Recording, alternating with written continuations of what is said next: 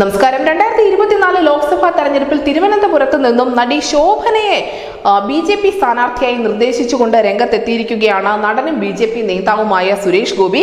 ഇക്കാര്യം കേന്ദ്ര നേതൃത്വത്തെ അറിയിച്ചിട്ടുണ്ട് എന്നും അദ്ദേഹം തിരുവനന്തപുരത്ത് പറഞ്ഞിട്ടുണ്ട്.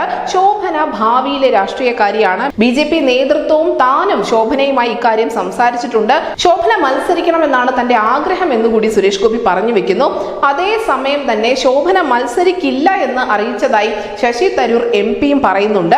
അവർ തന്റെ സുഹൃത്താണ് എന്നും കഴിഞ്ഞ ദിവസം താൻ ശോഭനയെ ഫോണിൽ വിളിച്ചിരുന്നുവെന്നും ആ സമയത്ത് അവർ മത്സരിക്കുന്നില്ല എന്നാണ് അറിയിച്ചതെന്നും ശശി തരൂർ പറയുന്നുണ്ട്.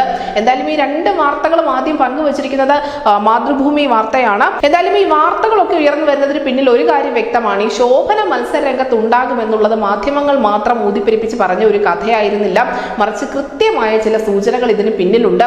അതുകൊണ്ട് തന്നെയാണ് സുരേഷ് ഗോപി അടക്കമുള്ള ആളുകൾ ഈ വിഷയത്തിൽ പ്രതികരണവുമായി ഇപ്പോൾ രംഗത്തെത്തിയിരിക്കുന്നത്. നമുക്കറിയാം, തൃശ്ശൂരിൽ മഹിളാ സമ്മേളനത്തിൽ പ്രധാനമന്ത്രിയോടൊപ്പം നടി ശോഭന വേദി പങ്കിട്ടത് വലിയ വാർത്തയായിരുന്നു. വനിതാ സംവരണ ബില്ല് പാസാക്കിയ കേന്ദ്രത്തിൽ അവർ നന്ദി പറഞ്ഞിരുന്നു. അതുപോലെ തന്നെ പ്രധാനമന്ത്രി നരേന്ദ്രമോദിയുടെ നേതൃത്വത്തെ താൻ വളരെ പ്രതീക്ഷയോടുകൂടിയാണ് കാണുന്നതെന്നും ശോഭന വ്യക്തമാക്കിയിരുന്നു.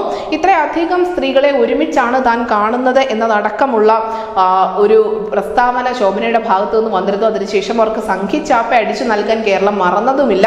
എന്തായാലും ഒരു മോദി ഫാൻ, ഒരു മോദി ആരാധികയായ തൻ്റെ ജീവിതത്തിലെ ഒരു ഫാൻ ഗേൾ മൊമെന്റ് ആണ് എന്ന തരത്തിലുള്ള വളരെ വിശദമായ കുറിപ്പും ശോഭന ആ സമയത്ത് സോഷ്യൽ മീഡിയയിൽ പങ്കുവച്ചിട്ടുണ്ടായിരുന്നു. അതിനുശേഷമാണ് ശോഭന BJP പാളയത്തിലാണ്, അല്ലെങ്കിൽ BJPയോട് ചായ്വുള്ള നടിയാണ് എന്ന തരത്തിലുള്ള വ്യാഖ്യാനങ്ങൾ വന്നതും അതിന് തൊട്ടു പിന്നാലെ ലോക്സഭാ തെരഞ്ഞെടുപ്പിൽ ശോഭന തിരുവനന്തപുരത്ത് നിന്ന് മത്സരിക്കാനുള്ള സാധ്യതകൾ ഉണ്ട് എന്ന തരത്തിൽ റിപ്പോർട്ടുകൾ വന്നു തുടങ്ങിയതും. News desk, news day Malayalam.